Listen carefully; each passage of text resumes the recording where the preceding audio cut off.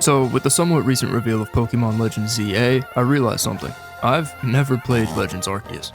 So I decided to do the same thing that I did with my first playthrough of Scarlet and Violet, which was to beat the game using only shiny Pokemon. Little did I know this would probably be the most fun I've had playing a Pokemon game in a while. Here's how I beat Pokemon Legends Arceus with only shiny Pokemon. This journey began with the sun speaking to me. It asked me my name and what I looked like, and then, oh, wait, that's not the sun, that's Arceus. It gave me a brand new phone, and then I turned into the title screen. I woke up on the beach, surrounded by these Pokemon and a weird-looking man. He asked me a bunch of questions, and then I found my new phone on the ground. The strange man, who I now knew was the professor, asked me to catch the 3 Pokemon that he was with, and after I did, he escorted me back to Jubilife Village, where just about everyone had something to say about my clothes. I met Benny, who didn't seem too fond of me, and then I met Akari, who was a member of the Survey Corps. I was given a house, and then had to choose one of the 3 Pokemon to be my starter. I chose Oshawott, which isn't normal for me because I usually pick Fire, but Cyndaquil, and honestly all 3 of these starters might be some of my least favorite. And I will stand by that. I was tasked with going to the Fieldlands where I met Volo by the gate. He had me battle his Togepi, and then I was off. I'll spare you the boring stuff, all I had to do here was run around and catch a few Pokemon. After I did that, I was given a uniform and met the commander who threw me into a wall. Then I went back to the Fieldlands where I learned the basics of crafting and surviving out in this strange world. I then ran around for an hour catching everything I saw, and even leveled up, which allowed me to talk to this lady who had a Munchlax. Then I met the leaders of the Diamond and Pearl clan, and decided that I wouldn't go any further without my first shiny Pokemon. I ran around catching everything I saw for a bit when this happened.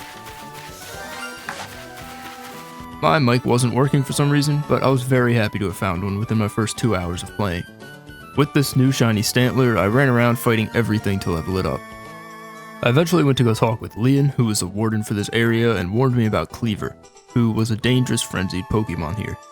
I had to battle him, which wasn't too hard, and after that Irida came by and offered to help me out by making an offering for Cleaver.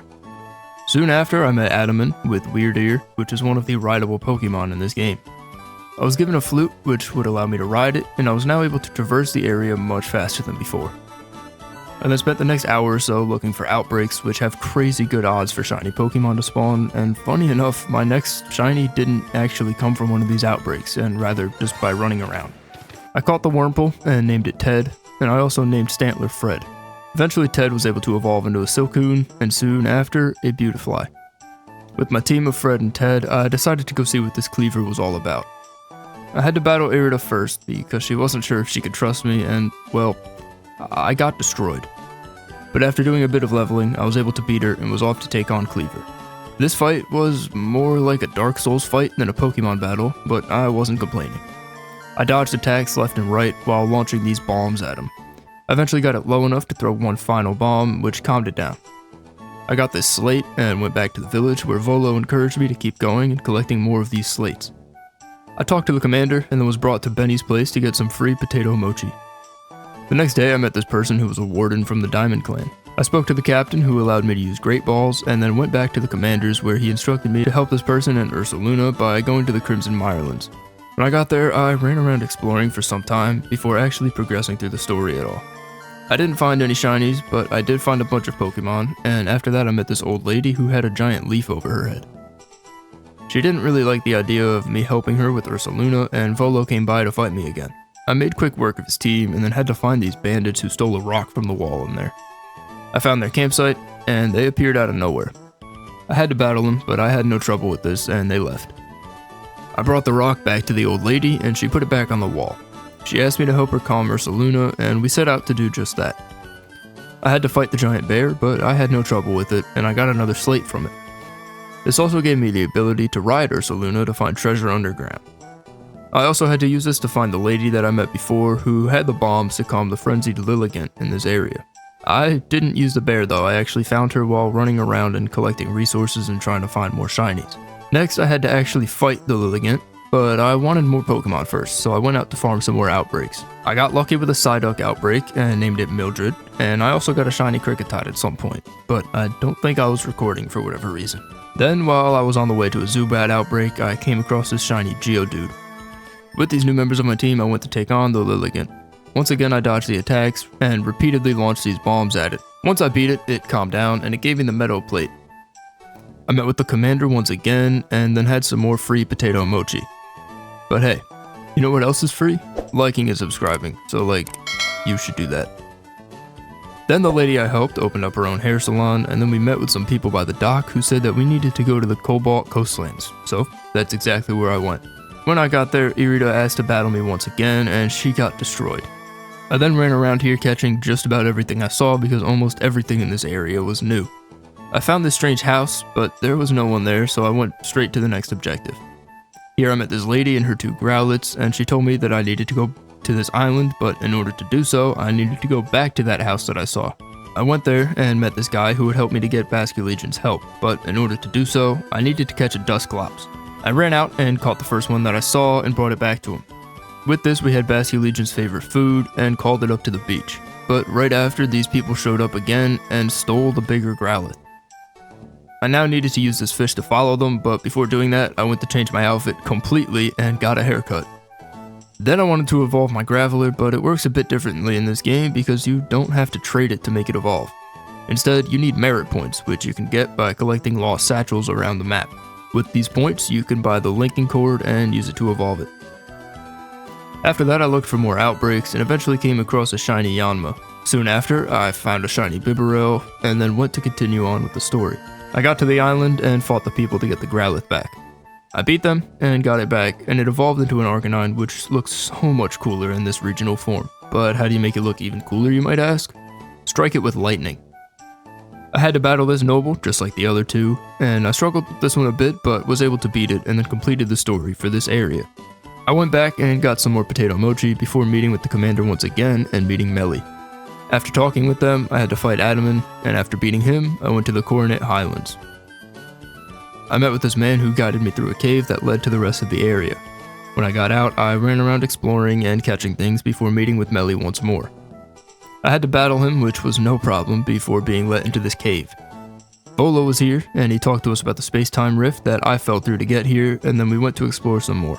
I got Mildred to evolve eventually, and then had to help this Bronzor find its friend.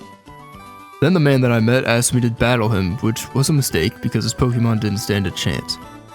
That's a lie. I barely beat him. He then taught me to play the same song on the flute that everyone else taught me, which allowed me to ride on Sneasler to climb up cliffs. Using this allowed me to get up to where Melly was, and he asked me to battle again. Once again, I won, but not without struggling because I was severely underleveled at this point. After that, I ran around looking for more shinies with no luck, but my Yanma evolved into Yanmega, and I decided to continue with the story after that. I talked to Melly once more, and was allowed to fight the noble of this area, which was a frenzied Electrode.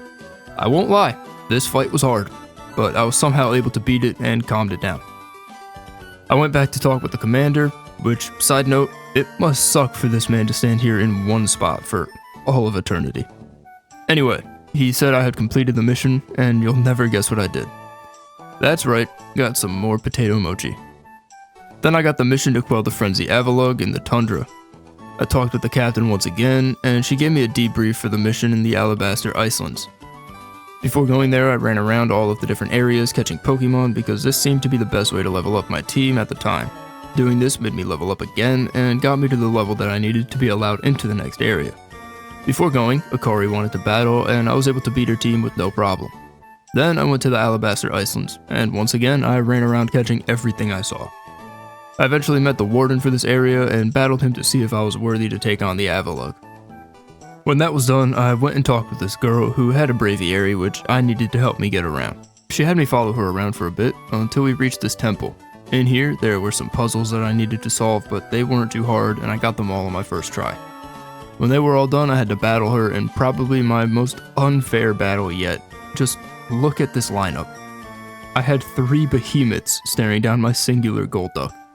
I was able to beat her somehow, and when I reached the top I had to battle Braviary and beat it pretty quickly. This allowed me to fly around on it, and with this I did a bunch of outbreaks but found no shinies and went to take on Avalugg. He was just a bit large, and I died. A lot. It took me almost 20 minutes to beat this guy, but I eventually did and went to meet with the commander. He congratulated me on stopping all of the nobles, and I went to get some more potato mochi.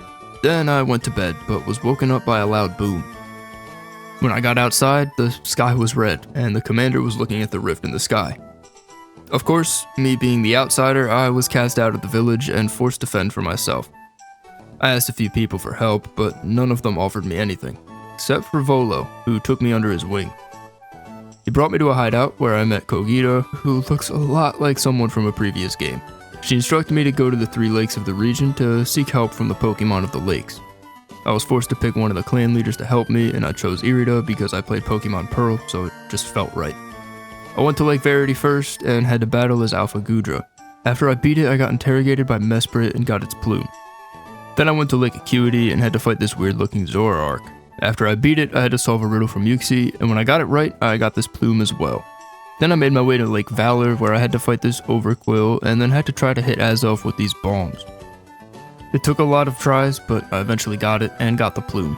With that all done, I got the red chain, and then went back to Jubilife Village to talk with the commander, but he wasn't there. He was up by the rift to take care of things himself. So, I went to go and talk to him, however I was stopped by Benny of all people, and he transformed and forced me to battle him. He was a tough fight, but I won eventually, and I walked up to the rift where the commander was waiting. He had me battle him, which was surprisingly easy, and then we all went up to the temple, and Palkia started to talk to Irida, and told me to catch it. When it came out, the red chain was activated to suppress some of its power. I battled it for a bit with a team that was definitely not fit to win this fight, but somehow I was able to catch it. Then Dialga came out, but with the red chain broken, its power was not able to be suppressed, so we ran for now. I went to a cave to see if Leon knew anything about these weird rocks in it, but we were attacked by these people again. I beat them, and Leon dug out a piece of the ore. With this ore, the professor was able to make an origin ball, which would be able to catch Dialga. With this, I went back up the mountain, and Dialga started to go crazy. I threw out Palkia to try to stop it, but it was still able to turn into a horse. I don't know why. This battle wasn't a Pokemon battle, but rather it was a boss battle, and I had to dodge its attacks and beat it the same way I did with the others. I somehow beat it on my first try and threw the ball at it. It got caught, and the sky returned to normal, and yeah, that was the end of the game. If you enjoyed the video, consider liking and subscribing as it would help me out greatly.